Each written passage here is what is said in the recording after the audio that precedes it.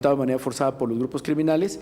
Fue detenido posteriormente el llamado Negro Radilla y está siendo procesado por delitos de crimen organizado, pero no por reclutamiento forzado, porque nuestra ley, nuestros códigos no tienen considerado este tipo penal, que además ya ha sido solicitado por el Comité de Derechos del Niño de Naciones Unidas en marzo de 2011 al Estado mexicano, y que tenemos pendiente.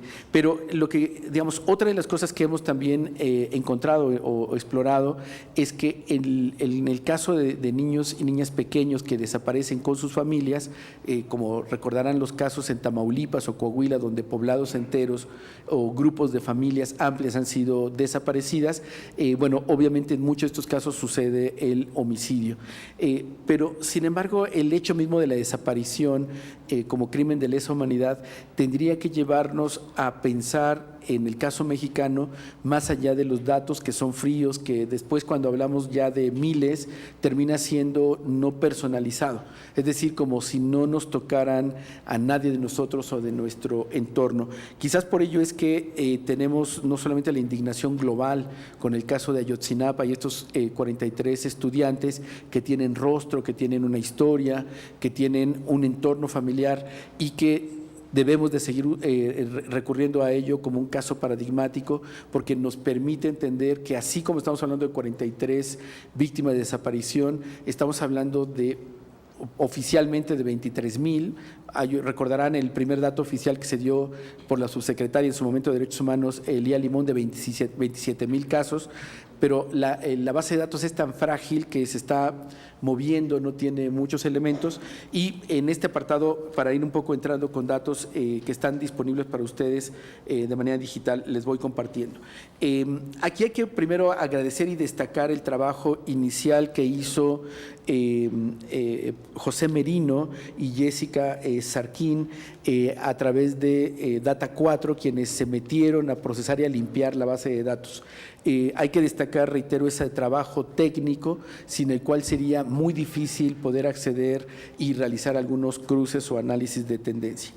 Les sugiero que puedan mirar algunas de las publicaciones de José Merino y Jessica en la revista Nexos. Hay varios bastante interesantes que podrían ayudar a comprender más el potencial que puede tener un sistema de información de calidad. Sin duda es el que tenemos y tiene muchas fallas, pero nos ayuda a entender algunos elementos. Lo primero que observamos es como preocupación la invisibilidad de niños, niñas y adolescentes en este registro que da 6,725 niñas, niños y adolescentes de 0 a 17 años de edad que han sido reportados como desaparecidos. Esto representa en términos porcentuales el 30% de estas personas desaparecidas entre 2006 y 2014. Aunque obviamente cuando se hace el análisis por entidad federativa, la proporción estadística cambia. Entidades pequeñas como Campeche representaría, por ejemplo, el 64% de las personas desaparecidas del total. O, por ejemplo, Tabasco, igual otra entidad, podría representar el 60% de los casos. Otra de las cosas que identificamos es que alrededor de la mitad de las niñas, niños y adolescentes que desaparecieron, es decir, el 49%, eran mujeres. Y esta proporción cambia también de acuerdo al análisis de las entidades federativas. Por ejemplo, en Oaxaca representarían el 82% de las desapariciones, es decir, mujeres adolescentes como tal. Las entidades donde se concentra el mayor número de personas desaparecidas de 0 a 17 años entre 2006 y 2014 son Tamaulipas, con 1,914 casos, el Estado de México con 562 casos y Guanajuato con 419 casos. Las entidades donde se concentra el mayor número de niñas y mujeres adolescentes desaparecidas son Tamaulipas, con 609 casos, Estado de México, con 396 y Guanajuato, con 263. Hay que destacar que las entidades federativas que siguen, por ejemplo, en esta secuencia están también el Distrito Federal y que uno no se podría imaginar que el Distrito Federal pudiera tener una presencia amplia, digamos, de desapariciones. En el caso, y aquí entraré un poquito a la complejidad, en el caso de niños, niñas y adolescentes, y que se ha convertido precisamente en uno de los principales motivos por los cuales no se hace la búsqueda de manera apropiada. Y es que hay un error de pensamiento, suelo explicar esto, en el Estado mexicano, me refiero a sus instituciones, y hay que incluirnos todas y todos también, es que consideramos a los niños y niñas como responsabilidad de las familias. Y eso implica que el que no estén con sus familias es su responsabilidad y no asumimos que es responsabilidad del Estado. Eso significa, en sentido común, que quien tiene que buscarlos, y como sucede en la vida cotidiana, son las propias familias. Como se ha localizado muchos de los cuerpos o restos humanos de niños, niñas y adolescentes desaparecidos, ha sido por las búsquedas que realizan las propias familias. Ese error de pensamiento está muy colocado y lleva a prácticas nocivas en la función pública, particularmente en los ministerios públicos, que sin que esto esté escrito en ninguna ley, recordarán que hasta hace muy poquito tiempo se tenía que esperar 72 horas para poder realizar la búsqueda de un niño o una niña desaparecido o extraviado, el CAPEA. Reitero, hace realmente poquito, no más de 3, 4 años, que se logró modificar esto porque no existe ningún marco de ley, habrá sido una normativa interna o administrativa, pero vean cómo una decisión administrativa representa un impacto negativo en la búsqueda de niños, niñas y adolescentes. Segundo problema, en términos de los prejuicios de los funcionarios y funcionarias. Si esta mujer adolescente tiene el cabello pintado, como hay muchas testimoniales, la respuesta grosera y ofensiva de los funcionarios es: búsquela con el novio, búsquela en los hoteles cercanos de su casa. Si hay posibilidad o presunción de que algún familiar haya sustraído al niño o la niña, ya lo investigan porque entonces se considera que es un tema de conflicto y de pleito entre parejas. Es decir, estos elementos que están en el sentido común de considerar a los niños como propiedad familiar y como responsabilidad de la familia se convierten, reitero, en uno de los grandes problemas para que podamos tener no solamente búsquedas profesionales, sino incluso iniciar la búsqueda de niños, niñas y adolescentes. Las organizaciones que trabajan e investigan el tema de trata han documentado y señalado a nivel internacional que las 3 primeras horas después de la desaparición son claves. Les invito a que recuerden el caso reciente, hace como 3 años, de una niña en el Estado de México, en Texcoco, que fue robada por una persona presuntamente de origen centroamericano y en 24 horas estaba en El Salvador. Se emitió alerta Amber y esta niña, de acuerdo, después de cuando fue detenida la persona, este varón salvadoreño que la tenía la niña, declaró que había sido llevada a El Salvador vía terrestre. Es decir, pese a la alerta Amber, hubo trayectos largos en el territorio nacional, cruzó las autoridades migratorias y fue entregada por una mujer a la que esta persona que se la había robado se la dejó encargada. Y esta mujer, cuando aparece en la alerta Amber en un programa de televisión, identifica a la niña y la entrega a las autoridades salvadoreñas. De tal suerte que son muy pocos casos donde de manera inmediata se puede actuar y, como destaco, tiene esto siempre en beneficio de la víctima la posibilidad de ser localizada. Como no sucede esto de manera inmediata, tenemos entonces una poca probabilidad de localizar a niños, niñas y adolescentes cuando sucede este tema de desaparición.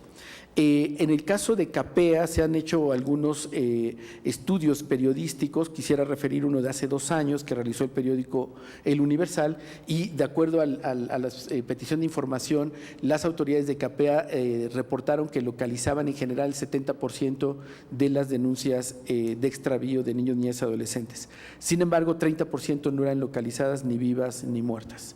Me refiero a niños, niñas y adolescentes. Eso significaría, solo en un pequeño ejercicio, que cada año de los reportes de extravío o desaparición de niños, niñas y adolescentes en Distrito Federal estaríamos teniendo un rezago, digamos, de 30% en los cuales no sabríamos su paradero. No hay datos que permitan concentrar lo que las distintas procuradurías tendrían. Les invito a que noten, quien ha estado siguiendo el caso, que por varios años en la estadística criminal que emitía la Procuraduría General de Justicia del Distrito Federal aparecía los datos de CAPEA. A partir de que comenzó a verse este tema como preocupación y verse politizado, desapareció de las estadísticas criminales públicas y ahora hay que pedirlo solo bajo el sistema de información pública. Esto como es evidente, atenta contra el derecho a la protección de niños, niñas y adolescentes y evita que esto tenga un carácter público o de preocupación pública.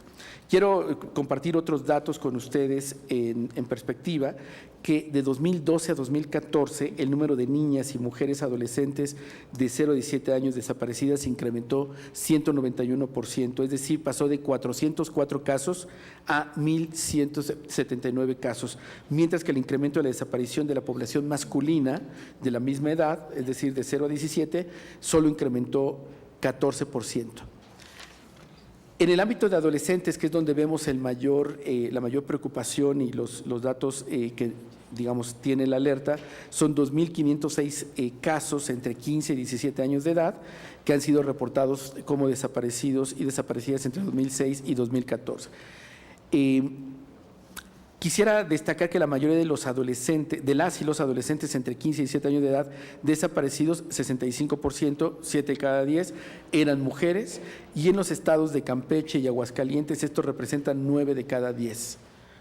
Las entidades donde se concentran los mayores casos de mujeres adolescentes de 15 a 17 años desaparecidas, como ya se han destacado, es Estado de México, Tamaulipas, y aquí aparece Baja California.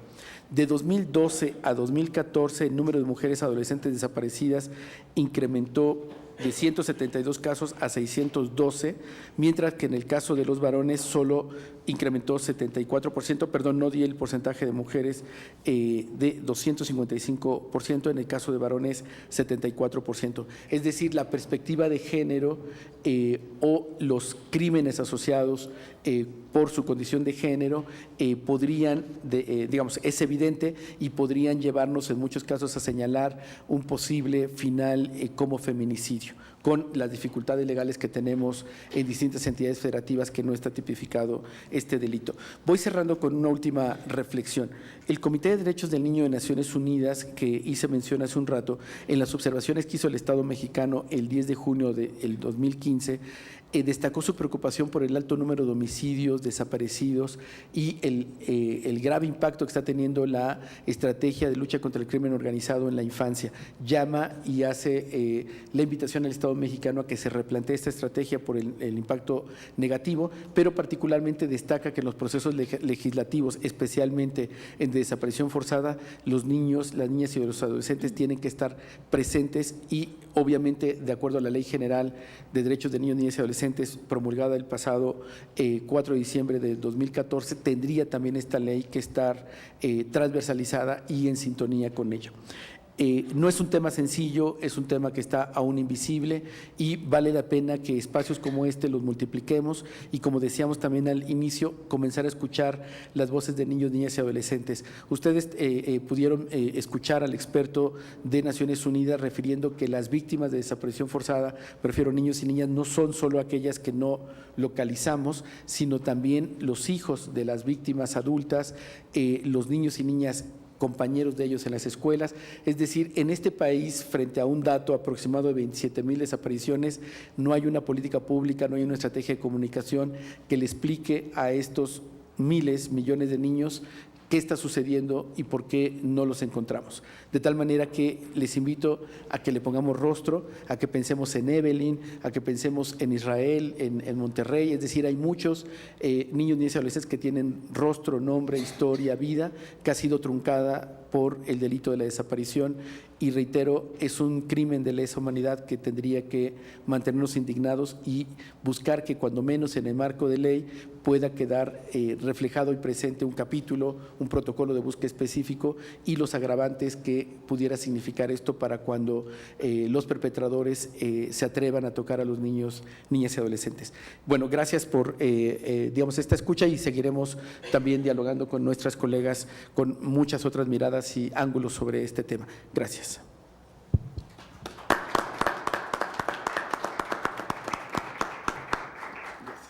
Muchas gracias al director de la Redim. Continuamos con las voces de los y las desaparecidas en México, ponencia que presenta Alejandra Nuño Ruiz Velasco. Alejandra Nuño es licenciada en Derecho por el Instituto Tecnológico y de Estudios Superiores de Occidente y maestra en Derecho Internacional de los Derechos Humanos por la Universidad de Essex. Ha sido abogada y posteriormente directora del Programa para Centroamérica y México del Centro por la Justicia y el Derecho Internacional, en donde representó víctimas de violaciones de derechos humanos en casos ante la Comisión y Corte Interamericanas de Derechos Humanos. También ha sido cuarta visitadora general de la Comisión de Derechos Humanos del Distrito Federal y luego directora ejecutiva de la Comisión Mexicana de Defensa y Promoción de los Derechos Humanos.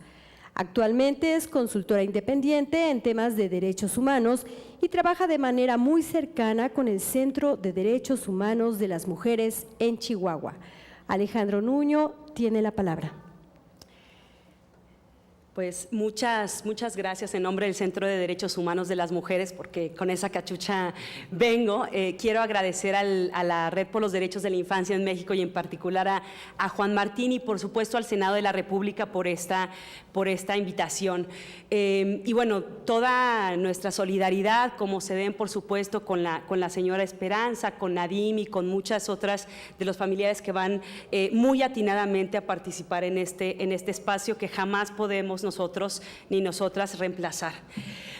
Y no puedo empezar mi presentación sin preguntar qué estamos haciendo con nuestra infancia y juventud.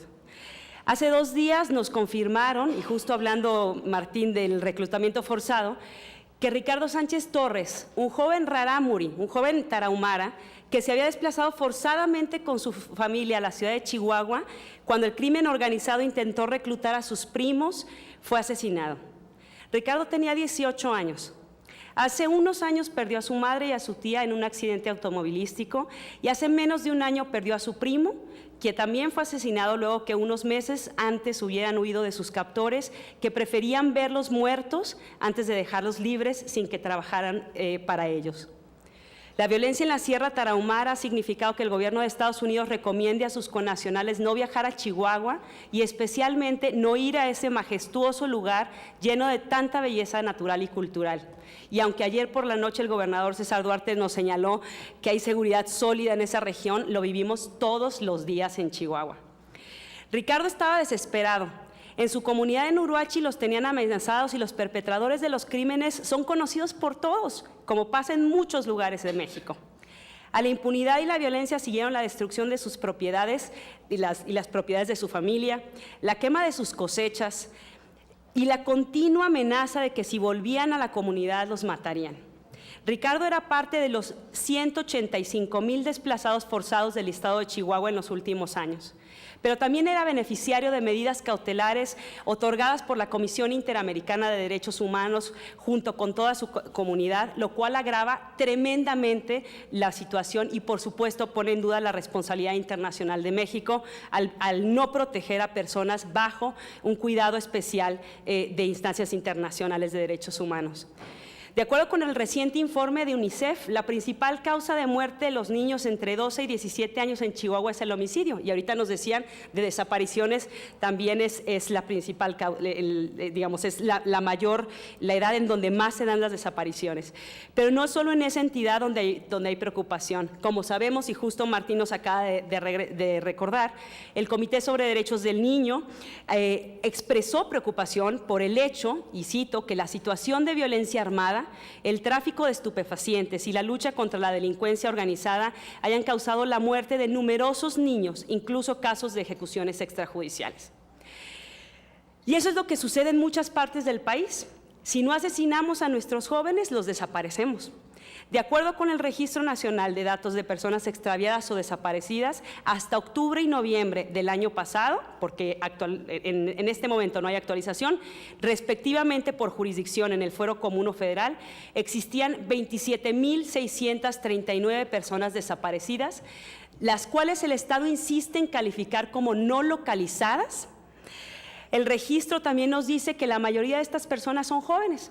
De 15 a 19 años hay 4,000 reconocidas, 277 personas desaparecidas, lo cual da un 15.47%. De 20 a 24 años hay 3,481 que dan un 12.59%. De 25 a 29 hay 3.328 que dan un 12.04% de las cifras totales. Es decir, que del total de las desapariciones registradas oficialmente, el 40.10% se encuentra entre los 15 y los 19 años. Por eso justo estamos completamente de acuerdo con la representante de UNICEF cuando habla que el Estado, esta proporción significaría que el Estado debería de reforzar los esfuerzos especiales en relación con las personas jóvenes desaparecidas. Adicionalmente, y por lo que respecta al sexo de las personas, sabemos que de las 968 personas reportadas como no localizadas en el fuero federal, el 17.76% son mujeres, mientras que el 27.23% de los reportes en el fuero común corresponden a las personas de este sexo. También los datos oficiales nos demuestran que Tamaulipas es el estado con mayor número de desapariciones reportadas, seguido por el Estado de México, y ahí vamos igual a los niños desaparecidos, pero después le siguen Nuevo León, Jalisco y Chihuahua.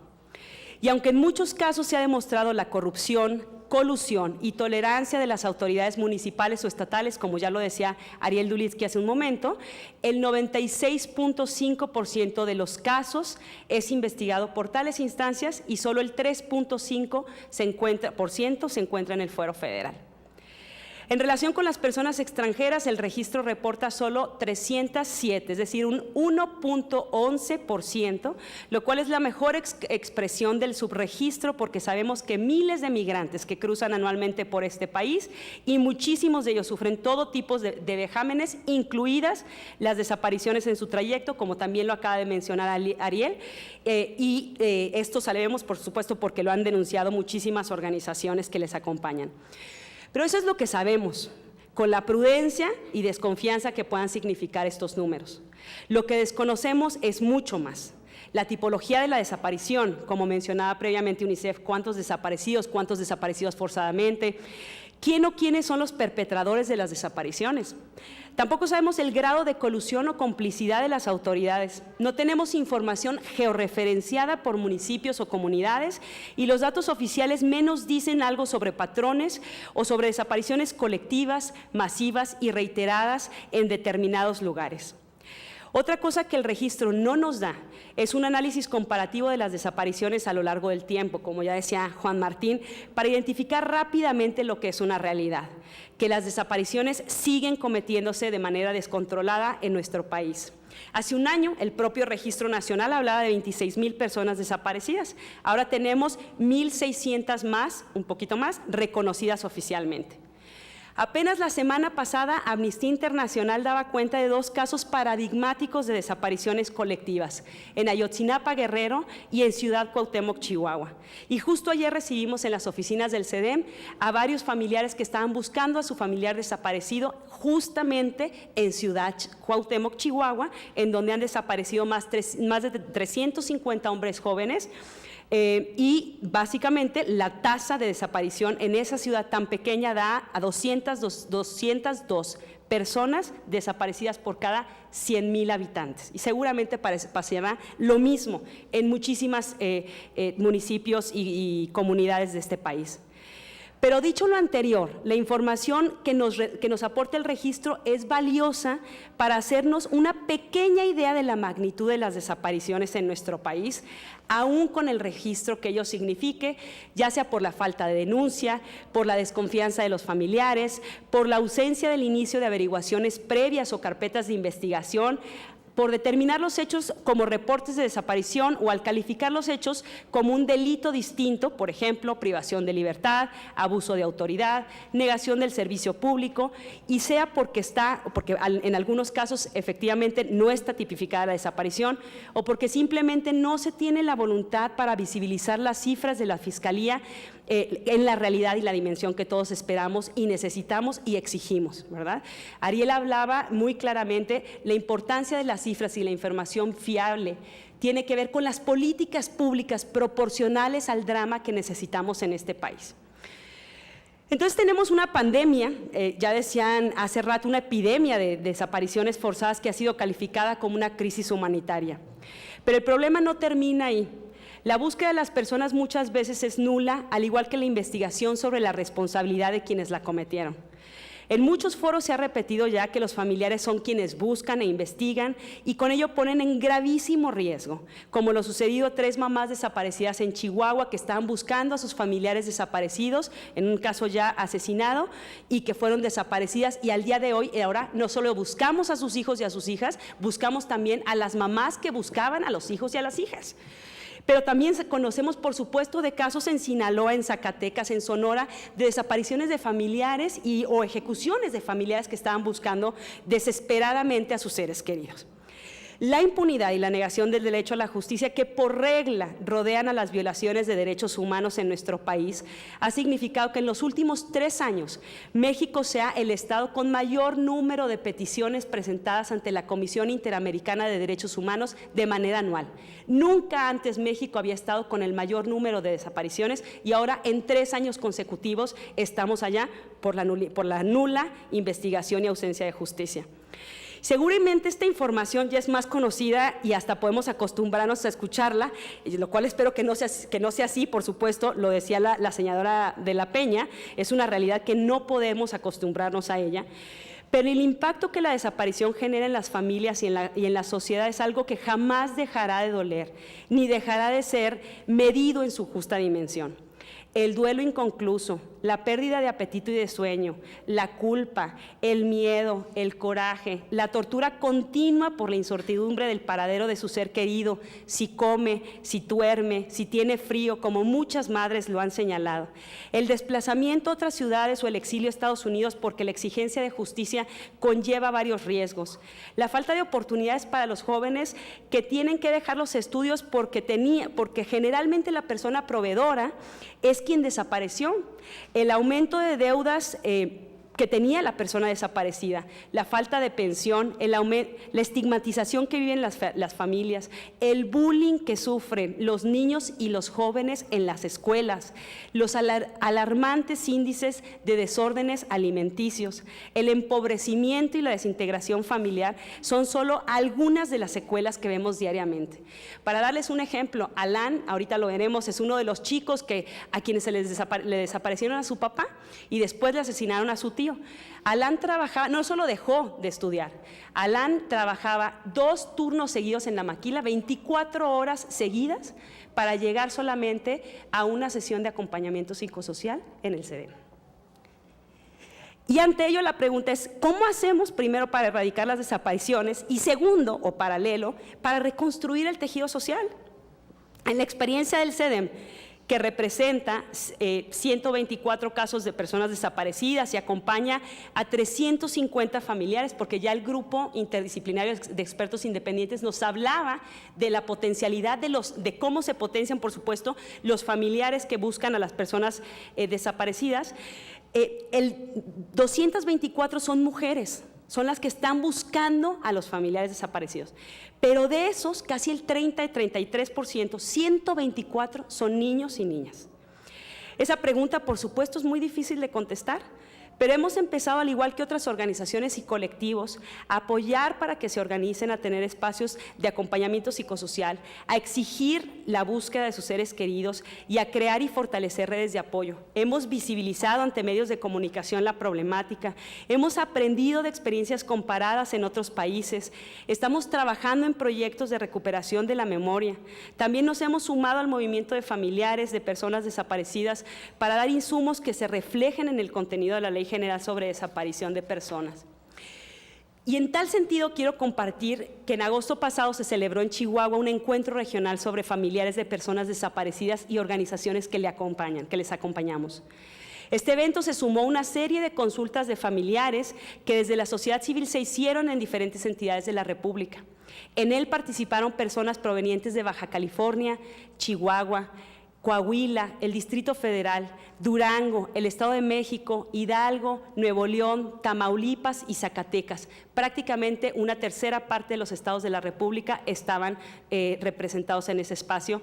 Participamos 224 personas en total y tuvimos que decirle a muchas personas que lamentábamos, pero que el espacio ya no daba para poder invitar a más. El documento, del cual el Senado ya tiene una copia y la Redim también, pero también se lo dejamos a Juan Martín, se compone de una presentación general, un apartado sobre cuestiones generales y luego aborda diferentes temas que preocupan a los familiares en la zona norte del país. La búsqueda como prioridad en todo, el registro de personas desaparecidas, investigación, identificación de personas, consecuencias legales y familiares de la ausencia, económicas, patrimoniales, sociales. También, y aquí quiero hacer énfasis, se resaltan las consecuencias diferenciadas de los niños y las niñas y termina con pequeñas reflexiones. Es decir, no solamente hay, ya lo decían, 3 tipos de desapariciones, pero yo me centro en la obligación dual, por una parte de prevenir y erradicar la desaparición de niños, niñas y adolescentes, y por otra parte de proveer atención inmediata e integral a los niños que tienen algún ser querido desaparecido. Y cuando celebramos el encuentro, si me pueden poner por favor, sabíamos que las consecuencias emocionales de esta tortura varían dependiendo de cada persona y sus características particulares. Las niñas y los niños manifiestan mayormente tristeza, angustia, ansiedad, desesperación, una sensación de incertidumbre constante, problemas para dormir, disminución del rendimiento escolar, problemas de conducta y sociales, tanto en la familia como en la escuela. Teniendo en cuenta que en la consulta, participación y voz de niñas y niñas no solo es indispensable desde la perspectiva psicosocial, sino también es uno de los principios fundamentales de la Convención sobre Derechos del Niño, queríamos evidenciar la importancia que conlleva que a las niñas y los niños se les respete su derecho, porque es su derecho, a un espacio propio donde puedan compartir experiencias relacionadas con la desaparición de un ser querido. Porque es un hecho demostrado, aunque muchas veces no lo veamos o no lo queramos reconocer, los niños y los niños saben perfectamente lo que pasa con un ser querido desaparecido, aunque los papás traten de ocultarle la información. Y también, digamos, muchos de esos niños y niñas, y tenemos en el CEDEM muchos videos, los niños y las niñas se suman a las exigencias de verdad, justicia y reparación. Tenemos una nieta de la señora Emma que tiene 8 familiares, hombres desaparecidos en un mismo evento, el Día del Padre, todos los hombres desaparecidos el Día del Padre, y la chiquilina de 7 años dice frente a las cámaras: yo quiero que me lo regresen con vida porque vivo se lo llevaron. O sea, ¿de dónde aprende la niña a decir lo que todos sus familiares están diciendo, verdad? Por ello, mientras que las personas, ¿no?, adultas intercambiaban ideas sobre el contenido de la ley general, varios niñas y niños diseñaron y pintaron este mural que ustedes están viendo, el cual está formado por 3 imágenes sucesivas. En la primera, niños y niñas representan la felicidad en la que vivían y ellos fueron los que, digamos, los que diseñaron, ¿no? Se pusieron de acuerdo y ellos dijeron qué era lo que querían plasmar en el mural. Entonces, la primera es la felicidad que vivían antes de la desaparición de su ser querido. El corazón roto es la siguiente imagen y significa todo el sufrimiento por el que han tenido que pasar después de la desaparición de su familiar. La última imagen representa lo que les identifica como grupo conformado, en el caso, en su encuentro con el CEDEM, la fuerza nacida del amor por sus familiares desaparecidos que les permite continuar en la búsqueda y en la lucha por la verdad, la justicia y la reparación. Ya para ir cerrando, yo terminaría diciendo que la desaparición de personas es cada vez una mayor prioridad de las instancias internacionales. Hace años, unos cuantos años, el Comité de la CEDAW emitió las observaciones finales respecto de México. Y dentro de las 3 recomendaciones prioritarias hablaba de mujeres desaparecidas y el tema de la alerta Amber, y como recordamos también hay una sentencia de la Corte Interamericana en campo algodonero que podría ayudar a que el Estado adopte medidas adecuadas y oportunas en este caso. El Comité sobre Derechos del Niño, pero también el Comité sobre Trabajadores Migratorios y sus familias también han hecho recomendaciones puntuales. Y hay que recordar que el próximo 13 de febrero México tiene que responder al Comité sobre Desapariciones Forzadas de Naciones Unidas sobre las 3 recomendaciones prioritarias que le emitió hace exactamente un año, que grosso modo tienen que ver con acciones de búsqueda, con investigación de los hechos, protección de sujetos procesales, etcétera, y registro de personas desaparecidas. Necesitamos una ley que retome los más altos estándares de protección en la materia, que se apegue a lo que los colectivos de familiares ya han dicho, ya han aportado, que también parta de un enfoque diferenciado para tener medidas especiales de protección. Hoy hablamos de niños, pero tenemos que hablar de mujeres, de personas con discapacidad, de migrantes. El reto en la ley es increíble si realmente nos tomamos en serio la particularización de la situación de muchas de las personas desaparecidas. Como ya también lo dijo, por supuesto, Jesús Peña, sobre la importancia de rescatar lo que han dicho los familiares, y también coincidimos que la ley no va a ser suficiente, ¿verdad? Necesitamos un Estado fuerte que trabaje para erradicar y prevenir las desapariciones, así como para buscar a las personas desaparecidas, brindar justicia y reparación a sus familiares. Pero también necesitamos muestras de fraternidad